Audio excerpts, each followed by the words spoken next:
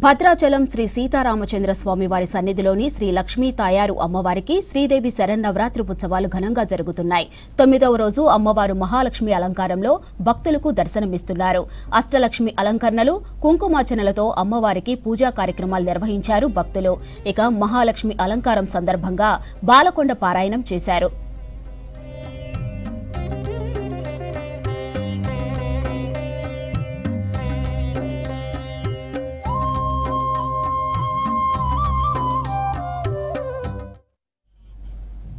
శ్రీ సీతారామచంద్ర స్వామి వారి సన్నిధిలో రేపు విజయదశమి వేడుకలు ఘనంగా నిర్వహించనున్నారు.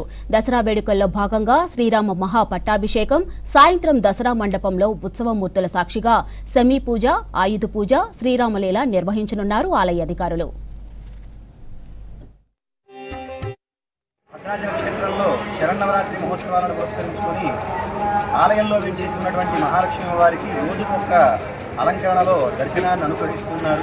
మనకి ఏవేవైతే కోరికలు ఉంటాయో, అంటే మనకి ధనం కావాలన్నా, విద్య కావాలన్నా, విజయం కావాలన్నా, సంతానం కావాలన్నా, అలాగే ధాన్యం కావాలన్నా, ఇలా మనకి ఏవేవైతే అవసరమవుతాయో ఆ అన్ని స్వరూపాలలో మనం అమ్మవారిని ఆరాధిస్తూ వచ్చాము.